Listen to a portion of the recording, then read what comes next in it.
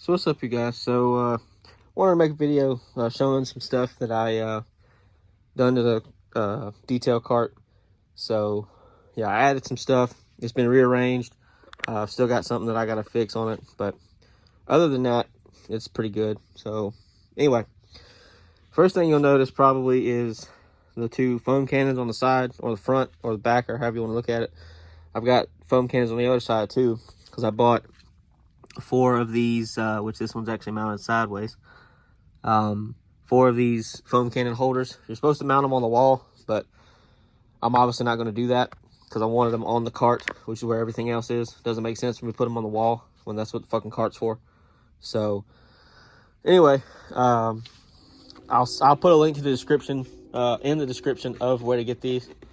But this is what they came with. They came with some anchors that you put in the wall, and then some screws. But for some reason I had in my head that for one, I didn't want to use these because I thought they were that this grid type thing on the front and the back goes all the way to the very, very top where I used to have the chemicals sitting. And I didn't want to use these because I didn't want to screw directly into that and the screws be extremely long and they cut into, you know, one of the fluids I have, one of the cleaners, like the Dark Fury or the Coach Chemi GSF, or, you know, Stars and Stripes, any of the really expensive stuff. So I didn't want to use these, so I just have some metric screws and nuts holding it on both sides. And they also came with these little sticky pads. I don't know how strong these are supposed to be. I highly doubt that they'd be strong enough to hold these up. And it's one of them things that over time they'd probably fail. So not going to use them. They're probably useful for something else, but not that.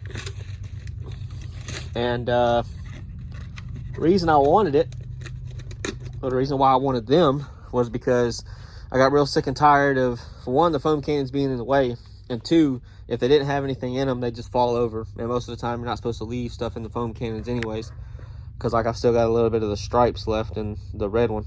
But like up here, they would always, especially this one right here that doesn't have a very wide base. That one and the 2 Chemex ones are okay because they have a wide base.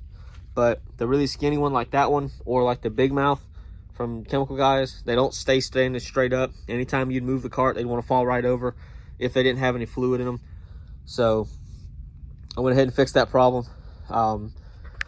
I thought about putting them on the side, but again, ran into the same concern of, you know, I don't really want to put those on anything where the chemicals would be. Granted, I have moved everything around, so the chemicals are all at the bottom. The Dark Fury's obviously got to stay up top, just because of how big it is, and there's no way to really lay it down and it not be in the way. So, because I had it laid down at first to see, and it's not big, it's too big for the cart itself, and I don't want something to happen where the nozzle gets knocked off and broken, and then it just starts leaking all in the floor, because I do have animals that come in here, and the last thing I need is my dog or a cat licking that and dying, because I'd be very upset. So it's gonna have to sit like this for a little while. It's fine how it sits, it's not a big deal. So but I also use my label maker. This is the label maker that I've talked about. It's by Brother, whoever they are. It's called the P-Touch D220. And ironically, I actually ran out of the paper, or whatever you want to call it, the labels, because I tried to make one more label, and that's what I got. So I'm running out of paper, and or I'm running out of ink. So yeah, gotta replace that. So anyway, but I started putting labels on stuff. These buckets have had labels on them for the longest time because I have them labeled paint and wheels somewhere around here. Yeah, see, wheels.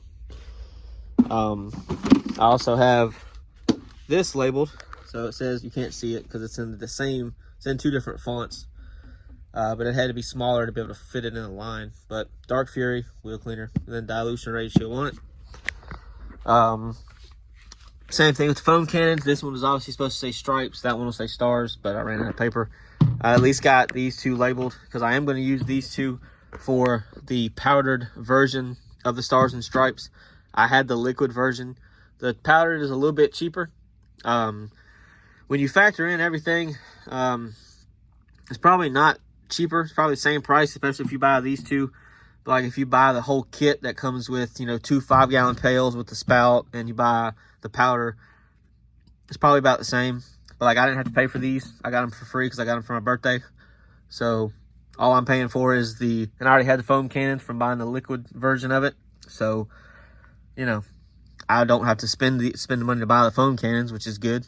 But anyway, the powdered version is supposed to go into a 5-gallon pail and be exactly like using each 1 gallon and diluting it in each foam cannon. But having it in these 5-gallon pails makes it where it's already diluted, and I don't have to do any of that. I can literally just pour it straight in the foam cannon, and it's over with. Because when I was doing it, I wasn't sure when I was using the liquid itself, I wasn't sure if I was diluting it right and all that. So this takes the guesswork out of it. Bob did his homework, got all that figured out. The powdered version is literally just the liquid version, just powdered. Doesn't have any liquid in it. So that should be here tomorrow. I'll probably make a video of doing it because you're also supposed to let it sit and dissolve. So I'll probably let it sit for a while. Probably let it sit for a day or two. And plus, it's starting to get cold, and I'm not going to be washing it anytime soon. The weather's starting to get real shitty. It's been raining the past 2 days, so that's one reason why I want to use the Chemex stuff, is because I really don't want to sit there and hand wash my vehicle when it's 30 degrees outside. I can just start the pressure washer up, foam it up, let it sit, spray the other foam on it, clean it off, and it's done. It's over with. I ain't got to touch anything. I ain't got to scrub anything. Then I put the snake oil on top of it, and it's over with. Granted, I may do it once or twice just to see how good the Dark Fury is, because I have yet to be able to use it. Just because I bought it at a really bad time. Because I've still got it in this sprayer, but I haven't had a chance to use it yet. So, I mean, there it is. Because the Jeep hasn't gotten dirty and it hasn't really rained, so I'm not going to clean it if it ain't dirty. So, it is what it is. But all the chemicals down at the bottom. I'm probably going to raise this drawer or this shelf up one more, just to give me more room at the bottom. Because I can get all that stuff out easily, but I wanted to be able to get out a little bit easier than that. Because I still need to get the 2 chemicals over there and put them over here so they're over here instead of over there. And then I also have to flip the drawer around. I keep forgetting to do that, and it is kind of annoying because it does have a lock, but the tab is on the wrong side. So the lock is what's supposed to link on the tab. As you can see, I'm an idiot, and the tab's right here. So I put it on backwards and didn't realize it until after I was done. So yeah, but that's pretty much it. I'm somewhat organized, and I like to label things, that way I know, because since these all have labels, whatever the label is whatever is going back in it. So this is Dark Fury. Dark Fury is going to be in this no matter what. If those 2 are Stars and Stripes are what's going to go in there. I still have to call about the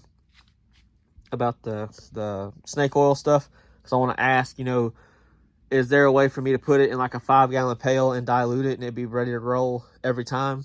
Because if that's the case, I'll buy another 5-gallon pail and put a whole gallon of that in the water and mix it, and it'll be ready to use every time. Because I like having everything in bulk and getting my money's worth. Because that 1 gallon of that snake oil is like $60 or $70. That's expensive as shit. So yeah, I want to get my money's worth out of it. So there you go. But that's pretty much it. I can't think of nothing else that I want to do to the cart, really. I do know with the hose that I use, I am going to want to probably buy a 50-foot instead of the 100-foot that I have, because I don't know why I bought the 100-foot. I shouldn't have bought that, because I don't need it. I don't need it to be that long. I kind of got a little excited. I mean, 75 probably would have been a little bit better, but that'd still be overkill for what I do. So I probably should have just bought 50, because I think the Adams 2.0 came with 25-foot, I think. And then once I was able to buy a longer one, before it got a hole in it, the 50 was perfect. It would reach the end of the vehicle, no issue. So yeah, I should have done that, but I never did. So I need to buy a 50, because that's, like I said, a little overdoing it. So that's probably the only thing I'll fix on that. And plus, again, with using the Chemex stuff in the cold, I'll still use a pressure washer, so it don't just sit here in the garage all winter. It'll still get used, it'll still get ran, stuff like that. So I changed the oil in it again because I overfilled it the last time and I was kind of tired of seeing the oil everywhere.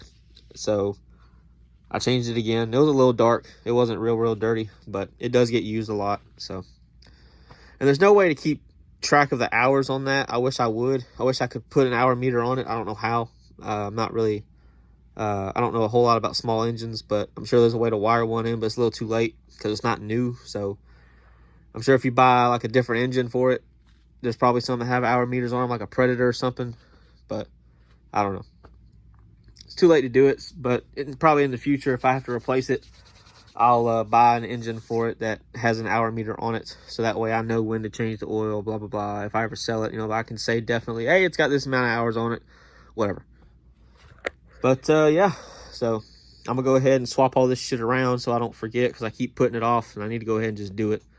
But, yeah, that's pretty much it. So I'll link as much as I can in the description for all this stuff, just in case anybody's interested, like the foam cannon stuff, the holders, the Dark Fury, the Chemex stuff, the jugs, everything. So that way, if anybody's curious and wants to do this themselves, there you go. You'll have the information. So hope y'all enjoyed. I'll catch y'all later.